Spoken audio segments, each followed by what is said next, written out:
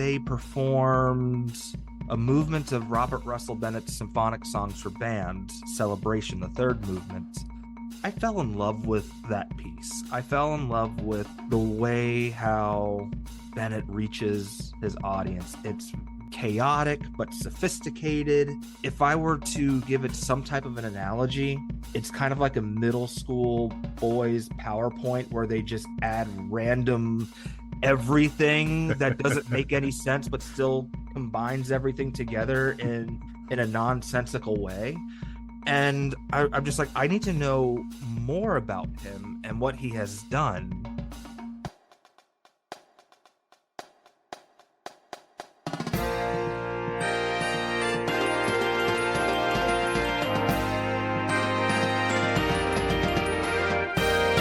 Hello, and welcome to episode 11 of the BandWagon podcast for the week of May 5th, 2024.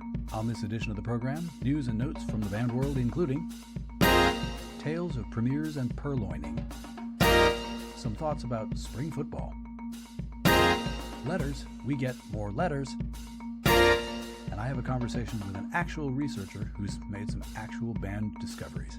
I'm your host, Rob Hammerton.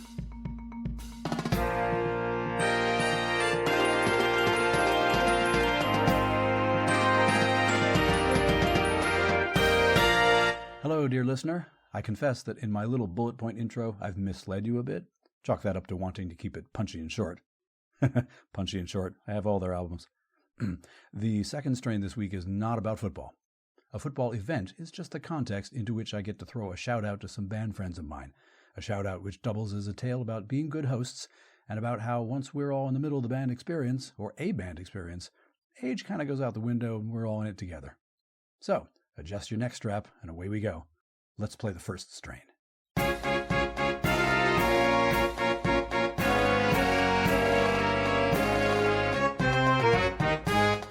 In this episode's first strain, news and notes from the band world. Dateline, Irondequoit, New York. On April 21st, the Irondequoit Concert Band played a concert to celebrate its 50th anniversary. The band first met to rehearse on April 23rd, 1974.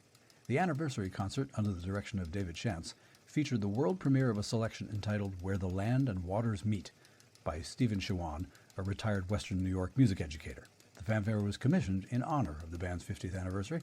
The program also highlighted the band's favorite items from the past half-century, including one that was entitled A Piece for Didgeridoo and Band, composed by former conductor J. Russell Thomas.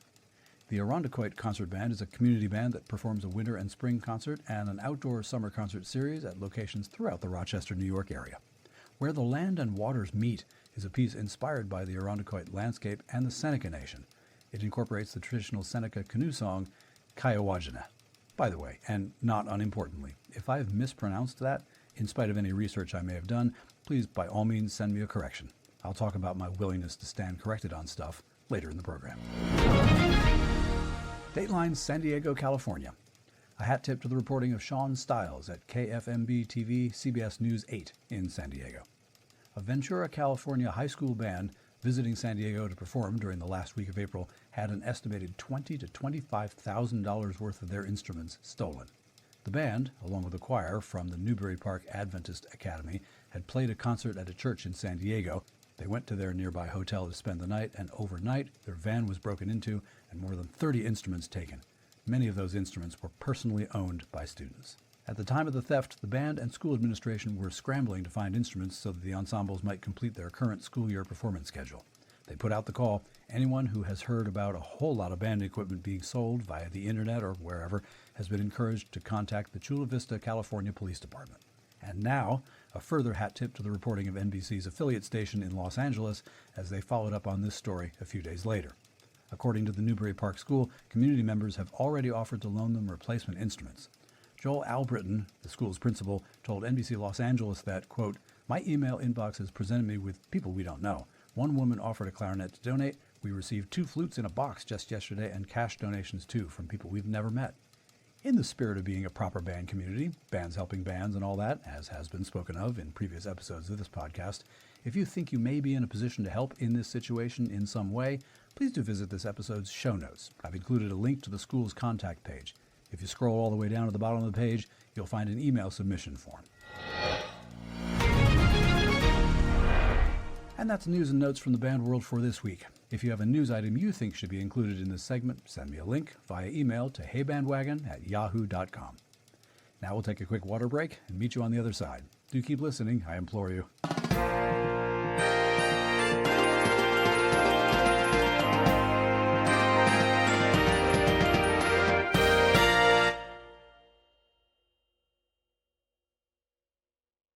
Okay, let's pick it up at the second strain.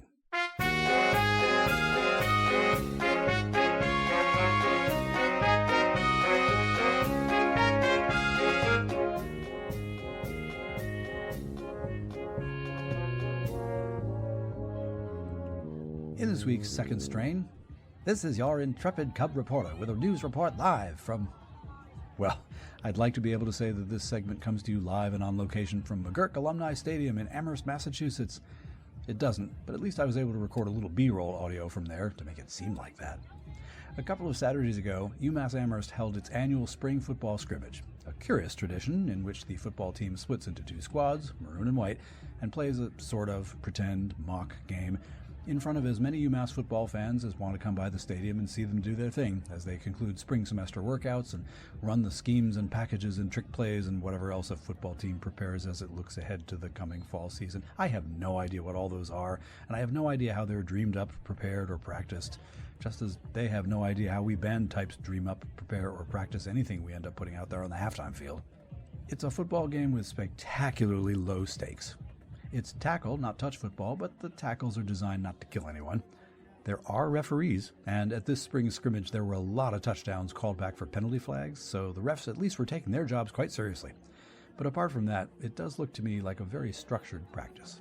I think of it as whose football game is it anyway, where everything's made up and the points don't matter.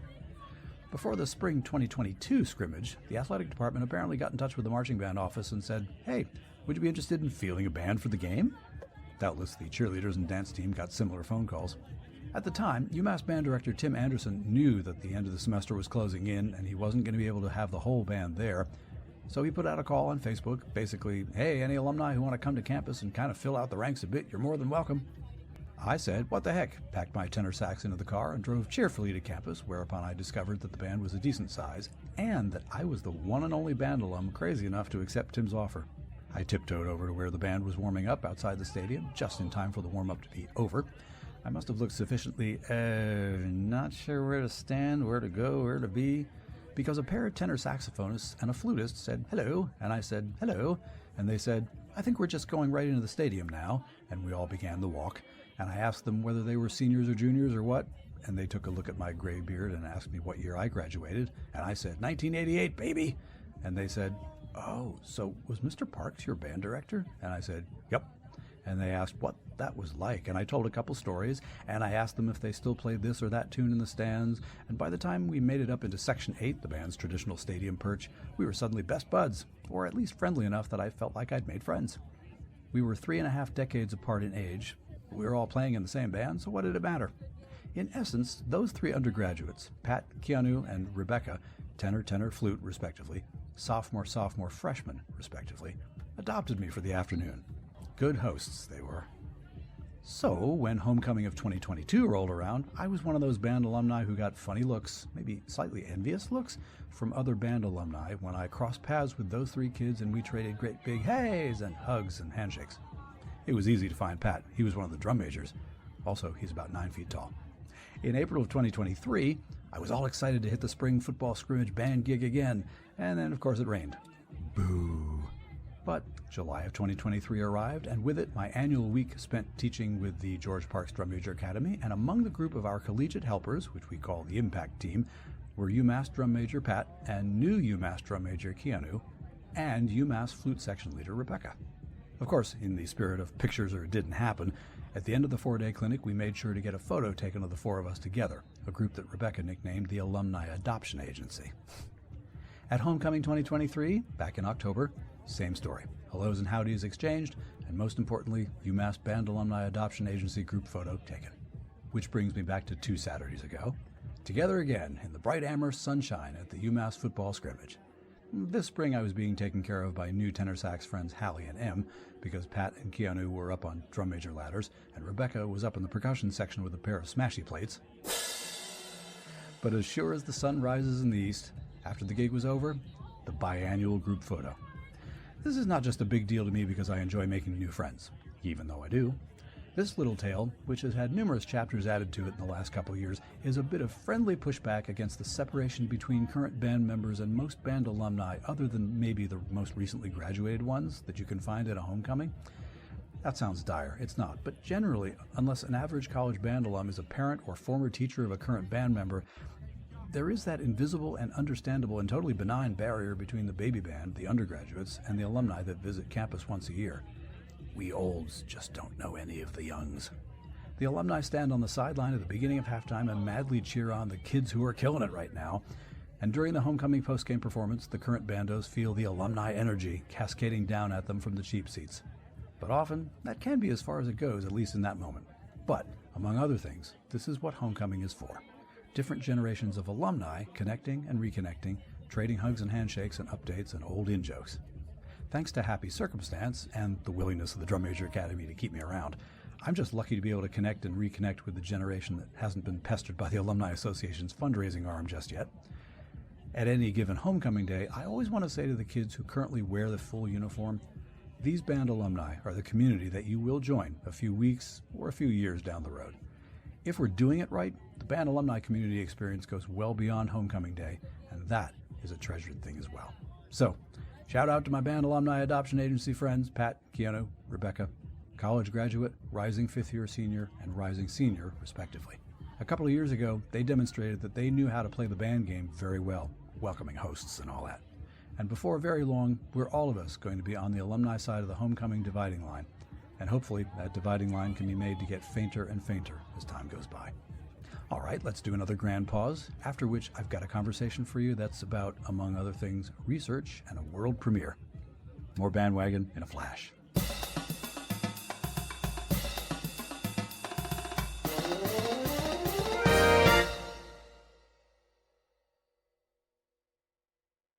Okay, let's modulate and get into the trio section.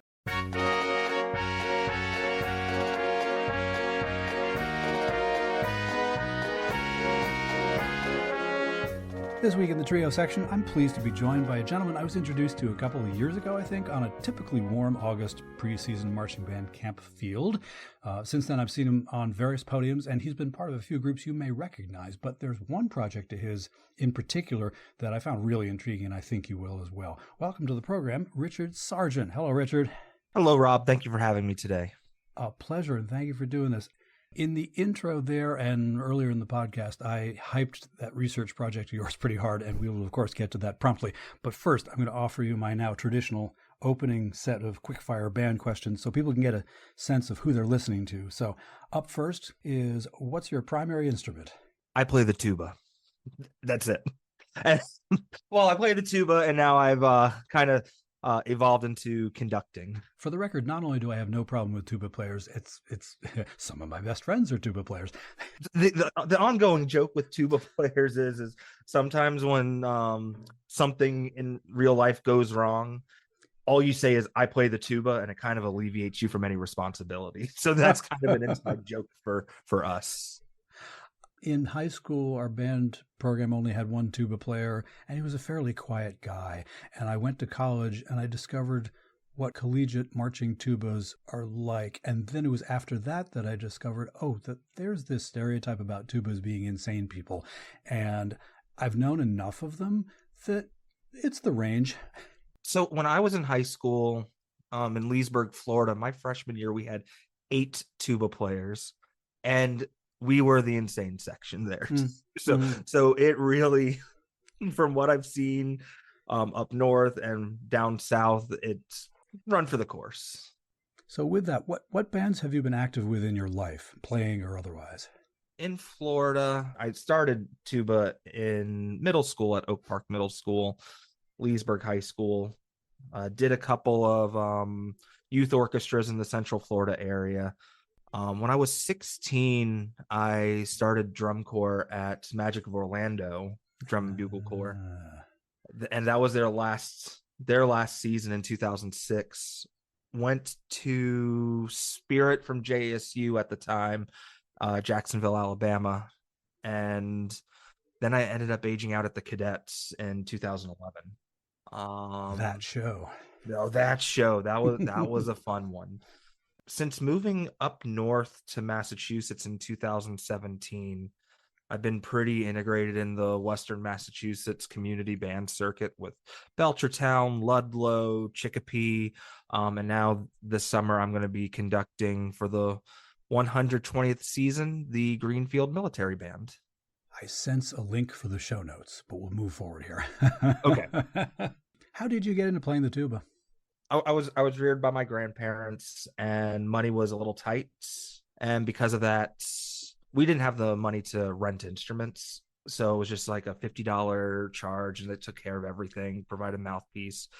It was just an opportunity. When I ask that question, everybody's got a slightly different story. Yep. Everybody's approach to everything is ever so slightly different, which is everybody has a different thing to bring to it, and it gives you an insight of the person you're going to be listening to. Like, I come from a humble background, and I pride myself in that. What's your current band-related role? So right now, my current band-related role is I'm finishing up my master's degree in conducting at the University of Massachusetts Amherst, where I was the teaching assistant for the University of Massachusetts Minuteman Marching Band. And following this, like I said earlier, I'm going to be conducting the Greenfield Military Band this summer. And as for the future, that's still up in the air, but I'm open to whatever challenges and opportunities that the universe provides. Future is TBD. Yes. So you are at UMass doing wind conducting studies, and along with that, or along near that, or nearby to that, has come along an opportunity for another project of yours, and it's the one that I will confess it's the project that made me think, I got to talk to this guy. The research project I've been hyping all along. Talk a little bit about this thing you've been doing. In the fall of my first semester at UMass, we did this program called Bandtoberfest, which was pretty much an outdoor pops concert for the combined UMass Wind Ensemble and Symphony Band. And in it, they performed a movement of Robert Russell Bennett's symphonic songs for band, Celebration, the third movement.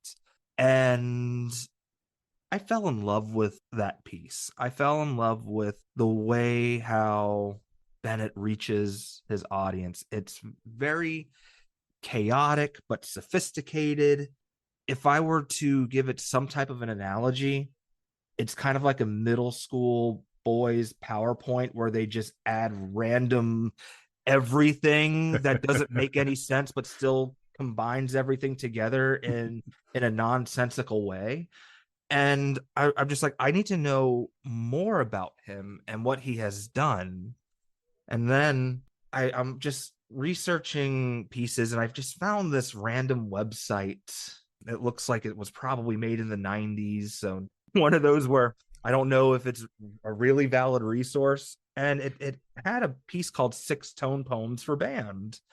And I Googled it, and I can't find anything on this. And then I just found this one tiny little piece of information saying, oh, this was music that he wrote for the 1939 World's Fair. I'm like, okay, so 1939 World's Fair, are we sure it was for band? That doesn't seem like it's a really, big thing, because that was a really big event. So why wasn't it written for orchestra? And all these questions came up. And I went to my grandfather's brother's funeral service, and in this archive in the immediate area, I just decided to go check it out. And I search Robert Russell Bennett, George Washington, because one of the pieces is called The Spirit of George Washington. And lo and behold, manuscripts not checked out.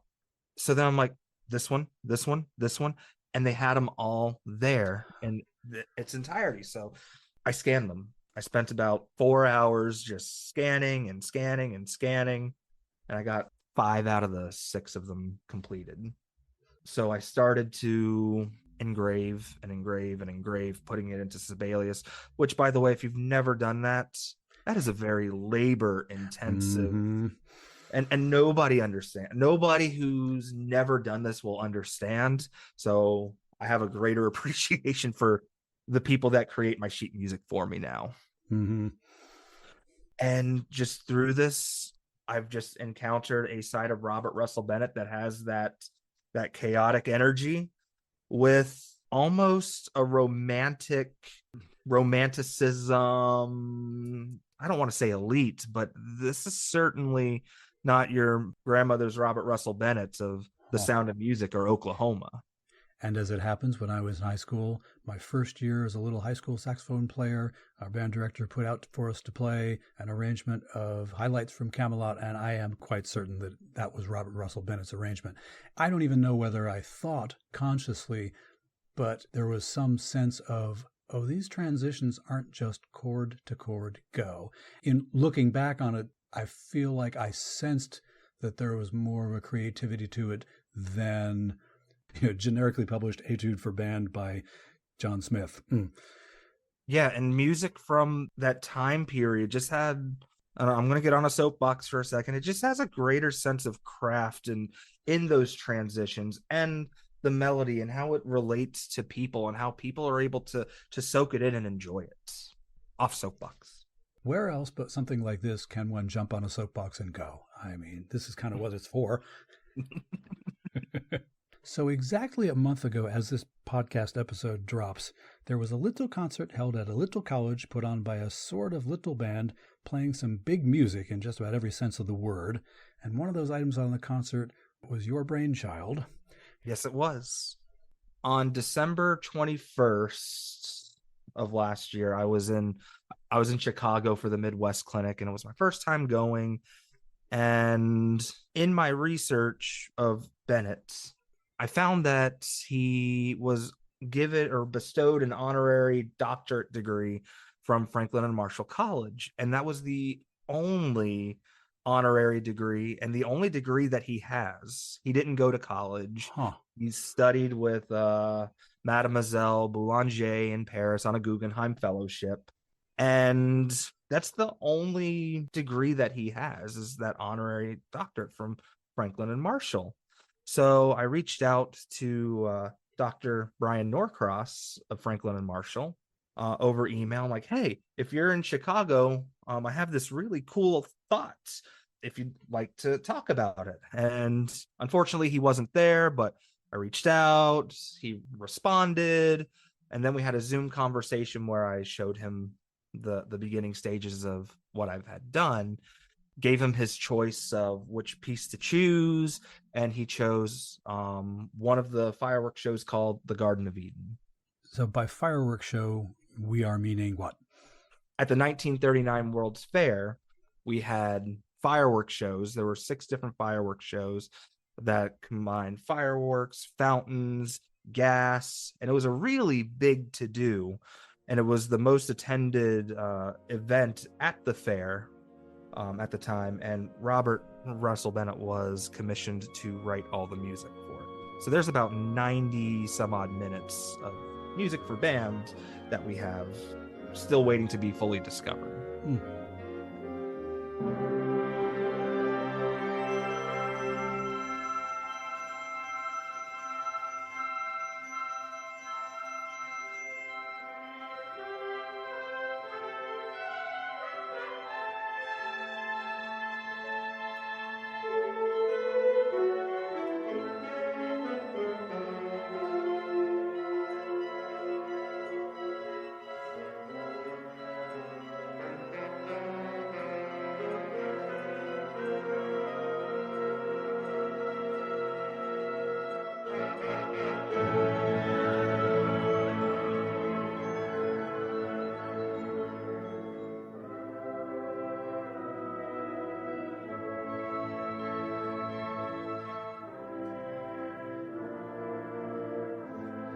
He takes the biblical story of creation and just goes wild with it. He starts with God, starts to cultivate the earth, let there be light. The animals are frolicking around. Eden comes, and then at the end, there's the serpent, and and everybody's rebuked at the end, and God just says, "You're out." and that's it.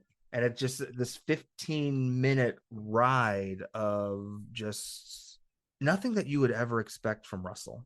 So it seems to me that this is the story of several things. The first of them is the creation, the loss, and the rediscovery of a piece of music. And the second thing is the background of its composer that linked it to Franklin and Marshall. And third, the re-premiering, is that a word? I suppose it is now, of the piece of music by the correct ensemble from a historical standpoint, and by an ensemble that, if you're going into a project like this, and you may have an image of what the band is going to be like based on other projects that may have happened in a similar way, commissioned works for bands. Correct. And when I got there, they gave me a private premiere of my own piece before the show, which was amazing. And I got to work with them for a few minutes. And the first thing that Dr. Norcross said was, raise your hand if you're a music major. And nobody's hand went up.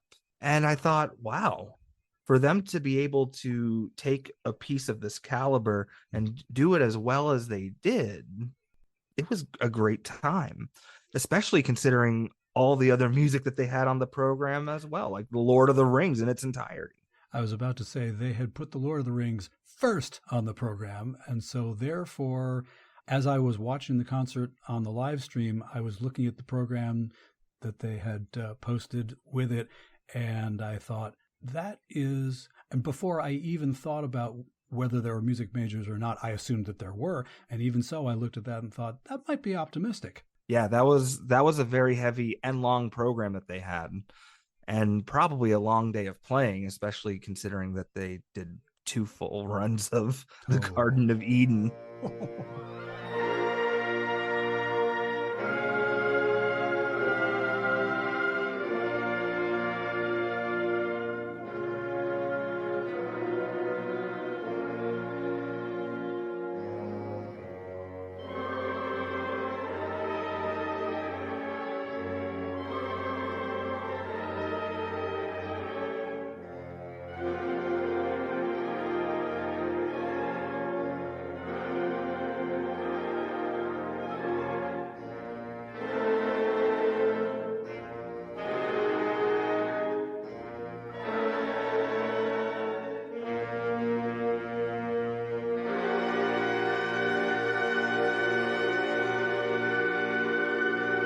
So Franklin and Marshall College, according to my online digging around, is not that large of a school.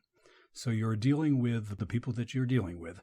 And as we say, no music majors, and all of these factors that for people who have been involved with bands, you're stacking these factors on top of each other and thinking, what could this be like?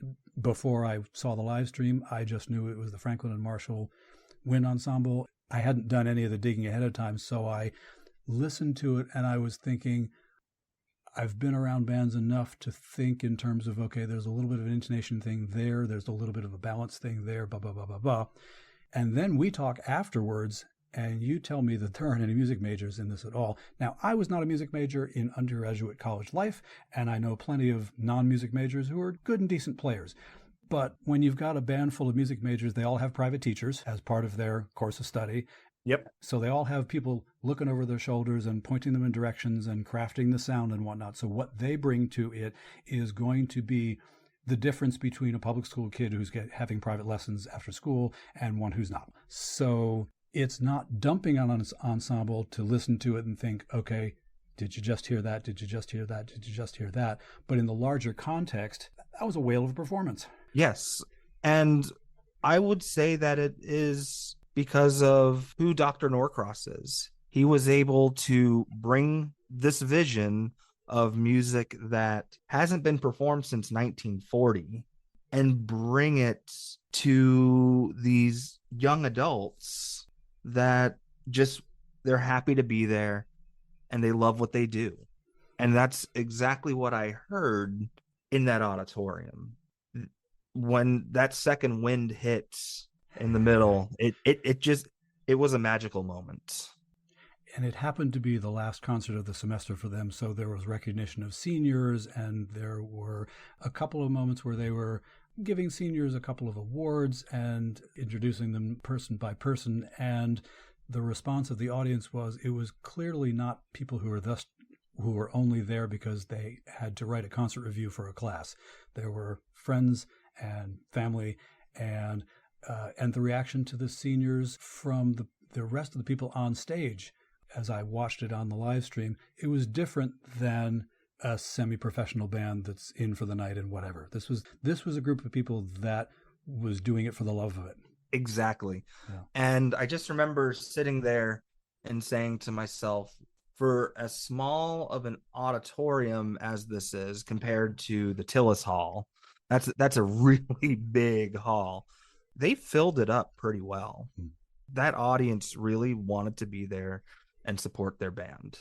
And I wonder if you had known ahead of time that ensemble was comprised of the people that it was and in the place that it was, would you have done anything different I mean, you're really taking the piece from what it originally was and just putting it into, as verbatim as possible, I suppose, putting it into modern computer music notation software and getting it there. But I wonder if there would have been something in the back of your mind, had you known, that maybe might have caused you to choose a different piece or approach the project differently, I wonder. No, because I truly believe that the starting point needed to have some historical connection to Russell himself. And the more that I learn and the more that I research and the more that I find, it shows to me that there's this weird connection that I can't quite pinpoint with Russell and Pennsylvania. He wrote a commemorative symphony to Stephen Foster for the Pittsburgh Symphony, and I'd like to understand how that came about, and then how the Franklin and Marshall connection truly came to be. There's something there that at a personal level I'd like to kind of deep dive into. Now, at this point in a composition's life, its composer often turns an eye toward the possibility of publishing it. Is there some potential for that, do you think? I believe that there is potential for publishing, although there may need to be some type of prefaced edit saying, hey, you may want to consider taking this part out, mainly because it was written for a fireworks show. There's some developments that I don't want to say are stagnant, but it really required a visual element to fully understand. But there's this part that's the musical purist versus publishing. What do you do? And I think that I would personally like to see it published in full with the amendments marked in the score or in the program notes. As distinct from making an arranger's decision for somebody and leaving something out that then will end up being lost anyway. Correct. And that's not my intention. And you want to leave it as whole as you can, obviously to honor the composer who made it and the composer's estate, I suppose. I'm thinking of questions I've heard raised about the Gershwin estate and the Bernstein estate, being very careful with the music of its namesake composer to make sure that it's not misused in some way. Yeah, and that's always a bit of a difficult situation to navigate, because for me personally, if I were to make money off of this, I'd feel really because there's a little bit of a gray area with the rights as it is. But in conversations with Russell's grandson Keane, we both want the music to be performed, and we want to continue Russell's legacy, because anybody who creates music wants it to be heard and it wants to be enjoyed. And this music for the 1939 World's Fair, millions of people enjoyed it. And I think there's a few million people that could still continue to enjoy this music to this day. Before we finish up here, I do want to take an opportunity to ask you some slightly less resume bullet point sort of band questions. And my usual first one actually kind of lines up with this topic, because what's one of your favorite band pieces of music that you've played outdoors or indoors? That's always such a hard question, because you think you have an answer, and then you get this buyer's or player's remorse. Huh? This was a very recent piece that I did, but I absolutely loved conducting with the concert band The Semester Close to You. It was an arrangement of Burt Bacharach's Carpenter's song Close to You. Okay, I was gonna ask, is that what I'm thinking of, or can that Yeah. be? Yeah. And it was arranged by Takashi Yoshida over in Japan for the Tokyo Kasai's New Sound and Brass series. Japan just does band so differently, and their craft towards the pops music is unmatched. Every time I got to conduct that piece, it was just a fun time. That tune goes in such a different direction than you would expect it to. So on the flip side, what's a piece of band music that you've never played but you would like to? I've never had the opportunity to conduct October by Eric Whitacre. And that's such a lush, wonderful piece. I tend to gravitate towards luscious, lyrical ballads. Yeah, I'm a musical sap like that. I've played it on tuba, but there's something about being able to conduct that I think would be a highlight of my career when the time comes. The last time I played it, I was a junior or senior in high school. But that piece is always just kind of like circled back in different ways, and it's just lovely. Another question: is there a band that you'd love to perform with that you haven't because you aren't the right age, or you're not in the right place, or don't live in the right century? I don't want to be cliche, but I would love to have played in this World's Fair music. Hey. Because one, this music was written for the best of the best. You had Herbert L. Clark as one of the trumpet or cornetists of the band. And when you listen to the music, you just hear, oh my gosh, he's asking them to do what? So that would be really cool. And two, that was about the time when like unions were really beginning to flourish for musicians. But they were getting paid. And based on the contracts, the musicians were getting paid about $270 a week in 1939. The problem with an audio-only podcast is you cannot see speechlessness. But that was just me. So $270 a week in 1939, that is about $5,000 a week in today's time. Tell me one of your favorite band stories, if you haven't already. So my senior year of high school, we had the FCAT, which was the Florida Comprehensive Assessment Test. And juniors and seniors who had passed, we would get to job shadow. So my best friend, Chris, and I, tuba player, we decided to job shadow the principal tuba of the Sarasota Symphony, Jay Hunsberger, who was the man. So we got to like watch rehearsals and hang out with him for a little bit. But we lived about 2 hours away from Sarasota. His mother... This was your friend's mom? Yeah. Okay. Dropped us off at a hotel in Sarasota, gave us all a lot of money to pay for the hotel and eat and everything, and get taxis for everything. We were roaming the streets at night. And I just remember getting a taxi because we had no idea where we were at the time. And the taxi's just like, what the heck are you two doing in the middle of Sarasota at this time of night? And he's just like yelling at us. I'm not even going to charge you guys. You guys need to get to your hotel and stay in. And that was just the time that I will just never forget. In addition to just getting to spend time listening to good music and having a lesson with Jay Hunsberger. And finally, have you got a favorite band life lesson or a bit of wisdom that you've found useful outside of band? So part of this may be in light of, some of the current events that are happening in music across the globe. Just treat people with respect. It's not sage advice, but people will respond better when they're in a respectful environment, where they don't feel as if fears or humiliation is a factor of becoming better. And plus, people learn better when they aren't under those certain conditions. And if you're laughing, you're learning. I've had the run of the gamut of different conductors, leaders, teachers, educators, whatever. And the best ones that I resonate with most are the ones that I was able to laugh with in and out of rehearsal.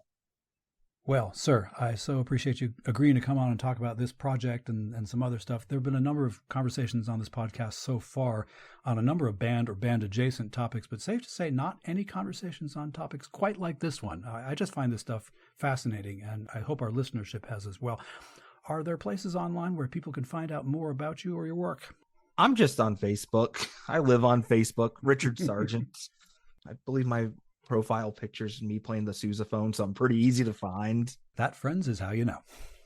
And I just want to thank you for allowing me to share my experience, my research, and giving me the platform to share with everybody else who might find this interesting. Conductor, researcher, tubist, Richard Sargent, thanks so much for your time and your expertise, and may success follow you all around the place. Thank you very much, Mr. Hammerton. Okay, we'll pause briefly, and then on the other side of that, a bit more bandwagon. Thanks so much for listening.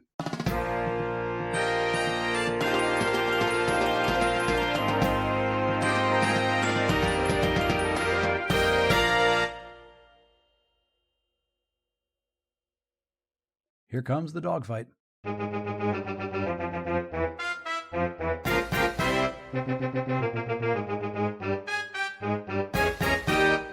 This week's dogfight is another visit to the BandWagon mailbag. Virtual mailbag. Use your imagination, I guess. Via heybandwagon@yahoo.com comes this email from Sharon. Full disclosure, this is a person whom I've gotten to know by way of my work with a local community band, an ensemble I shall speak of in more detail some other time. But for now, this note with a bit of context. In the very first episode of BandWagon, the dogfight contained an internet rabbit hole of the week, and it was His Majesty's Royal Marine Bands. And I made note of the differences that I thought I perceived between the Royal Marine Bands and the President's own, of our own United States Marine Corps. And one of the things I noted was the Royal Marines' willingness to play medleys of hits by pop singers. My example was a medley of some of Elton John's works. Holding on to that reminder, here's what Sharon wrote. Hi, Rob. Finally got a chance to listen to your podcast. Just heard episode 1. It was very interesting and good. I don't listen to podcasts much, but we'll slowly go through these. I had one comment, though, about the President's Own. They do play Elton John. Elton did a concert on the White House lawn, and the President's Own was there. They played their traditional stuff before the concert, and at the very end of the night, they played an Elton medley. And at this point in her email, Sharon included a link to a YouTube video of that concert, which I shall include in the show notes for you. And Sharon notes that the U.S. Marine Band's Elton John medley is at the very end of that video. Friends, I am all too happy to be corrected on stuff. If I misspeak, feel entirely free to politely call me on it. Nobody likes a tyrannical podcaster or one who thinks he's got all the answers. And in this case, well, Sharon is someone who knows what she's talking about, for many reasons, but I think this is a particularly interesting one. Her son is currently one of the percussionists with the President's Own. I stand corrected, cheerfully. Okay, let's take a brief break and reconvene in a few seconds to put the finishing touches on this one. Thanks for staying with me. To wrap up this week, let's take the CODA.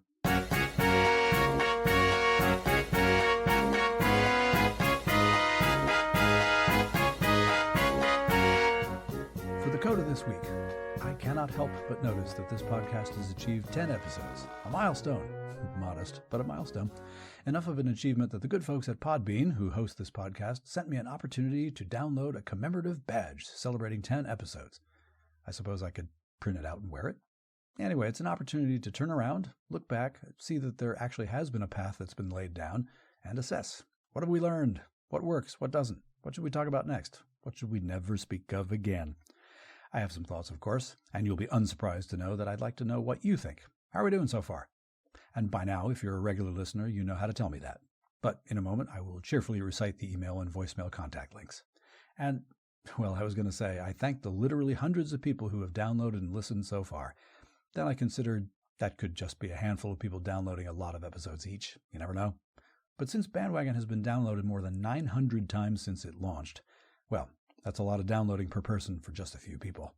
I've done my part to keep the statistics pure by not actually downloading any episodes myself. That's how committed to accurate number reporting I am. Also, I'm a rule follower. Also, I'm a big nerd. But isn't that why we're all here anyway? The nerd part. A resource and a refuge, y'all.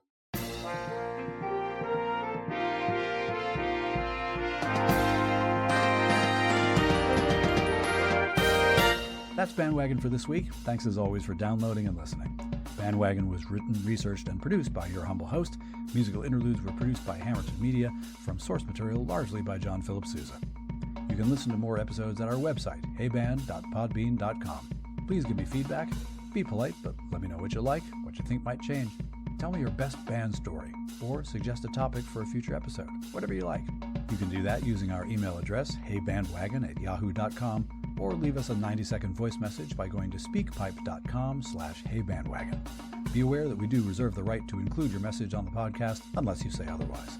All those contact links and links to our news items, conversation topics, and this week's interview guest, Richard Sargent, can be found in our show notes. Please share the show on social media, and thank you for that. If you enjoy this podcast, get someone else to listen as well. Word of mouth is the best recruiting tool. And to keep up with us every week, subscribe to BandWagon on the Podbean app, Apple Podcasts, or wherever you get your podcasts. And please give us a 5-star review. It really helps other people to find the show. For now, take care, stay in touch, stay in tune, and we'll do this all again next week. I'm Rob Hammerton. Detail, go home.